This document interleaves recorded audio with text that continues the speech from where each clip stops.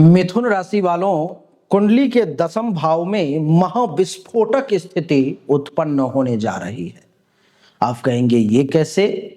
आपको बता दूं कि चार चार ग्रह शनि, राहु, शुक्र और बुध, ये चारों ग्रह एक साथ मिलकर के महाविस्फोटक स्थिति उत्पन्न करने जा रहे हैं।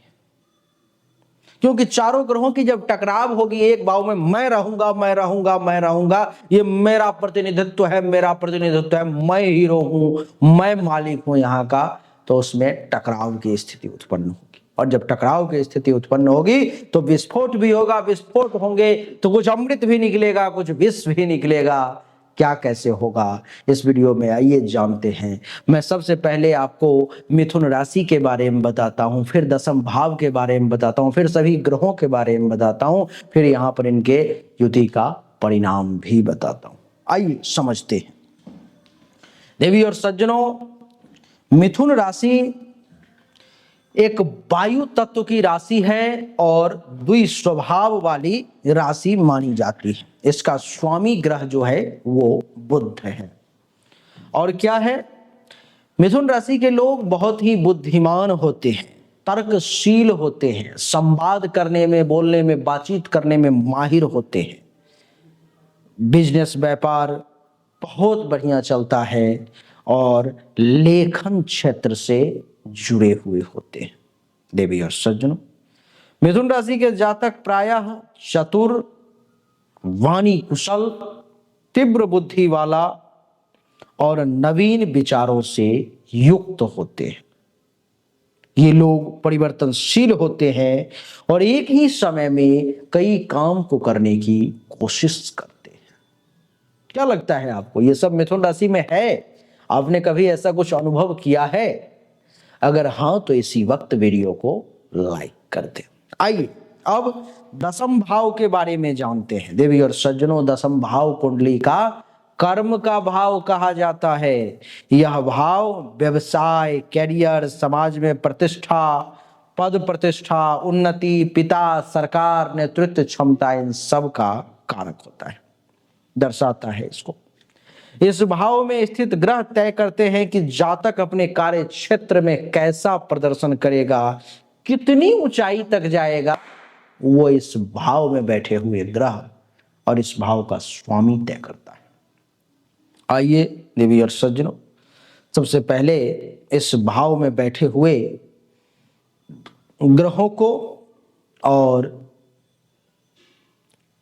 ग्रह के बारे में थोड़ा जानते हैं। सबसे पहले शनि के बारे में जाने। शनि यह कर्म है, अनुशासन, परिश्रम और धीरे धीरे धीरे धीरे का कारक ग्रह है शनि। दसम भाव में शनि के होने से व्यक्ति को सफलता तो मिलती है, लेकिन धीरे धीरे धीरे धीरे सफलता मिलती है।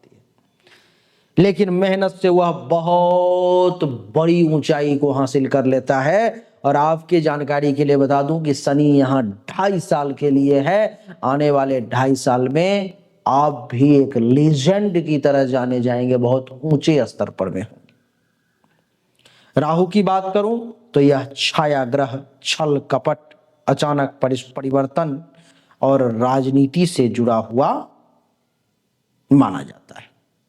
राहु के दसम भाव में होने से आपकी सोच असाधारण हो सकती है, जो सोच आम पब्लिक से अलग होगी। लेकिन राहु गलत मार्ग अपनाने की प्रवृत्ति भी आपको दे सकता है। शुक्र क्या है?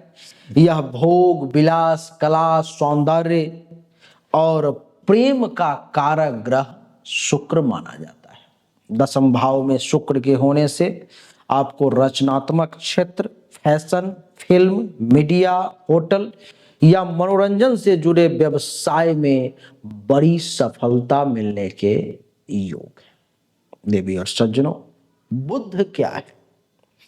यह व्यापार, संवाद, गणित, बुद्धिमत्ता का कारक है। दसम भाव में बुध के होने से आप एक कुशल व्यापारी हो सकते हैं, वक्ता हो सकते हैं, लेखक हो सकते हैं या पत्रकार जो है सो हो सकते हैं। ऐसा संभव है।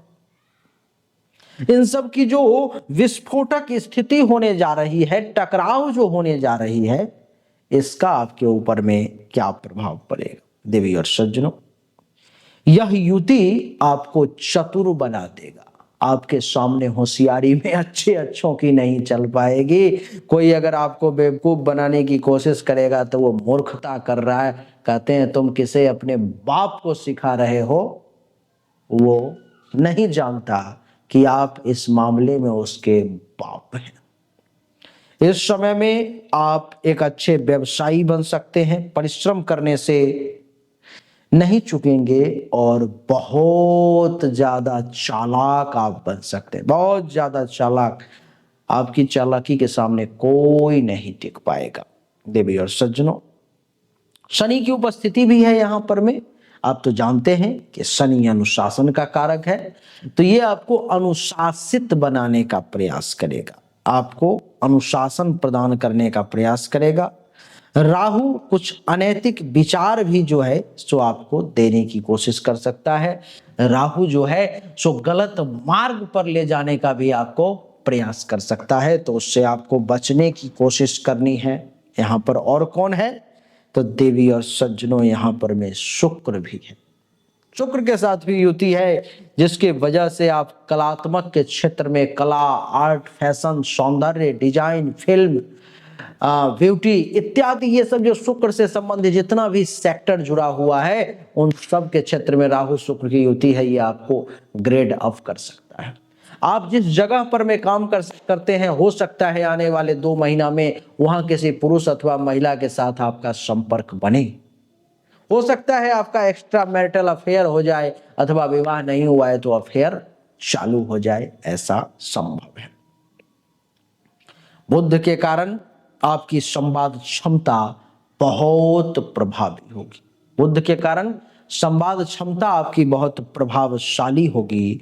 और आपकी जानकारी के लिए मैं बता दूं कि यह युति शुभ स्थिति में हो तो क्या होता है आपके लिए। जैसे शुभ स्थिति में है तो आप व्यवसाय, प्रशासन, मीडिया, राजनीति, फिल्म इंडस्ट्री या टेक्नोलॉजी के क्षेत्र से अगर जुड़े हुए हैं तो बहुत हाई लेवल का सफलता मिथुन राशि वाले ये आपको प्राप्त करवा देगा इस 2 महीने के अंदर में, संभव है ऐसा। लेकिन शनि और राहु भी यहां पर बैठा हुआ है, जो इस शुभ स्थिति को थोड़े से पावर को कम करने का प्रयास करेगा, डाउन करने की कोशिश करेगा। तो क्या होगा, कुछ कानूनी समस्याएं भी आएंगे, कुछ कानून भी परेशान करने का प्रयास करेगा, कुछ मानसिक तनाव भी आपको परेशान करने की कोशिश कर सकती है, और कुछ कैरियर में लोग आपके पीछे पड़ सकते हैं, जिसके कारण से उतार चढ़ाव, अप एंड डाउन की स्थिति भी सामने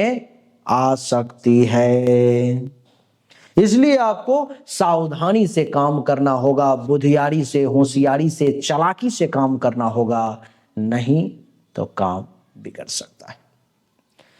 निष्कर्ष पर मैं अगर मैं पहुंचूं तो इस योग के प्रभाव से अगर मैं पूर्ण रूप से इसको समझूं तो मैं ये कहूंगा कि आपको सद्गुरु का मार्गदर्शन लेना चाहिए। आपको अपने गुरु से इस 2 महीने में अप्रैल और मई के महीने में एक बार जाके आशीर्वाद जरूर लेना चाहिए। पूजा पाठ जप तप जरूर करना चाहिए, कुछ अच्छे काम आपको जरूर करने चाहिए, जो कर्मकांड से जुड़े हुए हों वो आपके लिए बढ़िया रहेगा। मिथुन राशि वाले, क्या आपने कभी ये सोचा कि आपसे जो पढ़ाई लिखाई में कमजोर लोग थे, आपसे जो परिश्रम में कमजोर थे, आपके इतना मेहनती नहीं थे, शारीरिक तौर पर वे भले ही बलशाली हो लेकिन दिमागी तौर पर में कमजोर थे, वो लोग भी आपसे आगे निकल गए। कैसे निकल गए आपसे आगे, आप क्या कर रहे थे उस वक्त? आप कहेंगे मैं भी परिश्रम कर रहा था, वो भी परिश्रम कर रहा था, अथवा उसने तो मुझसे कम परिश्रम किया गुरुदेव, फिर भी वो आगे निकल गया। ऐसा है क्या? अगर ऐसा है तो आपने सोचा कि ऐसा क्यों हुआ?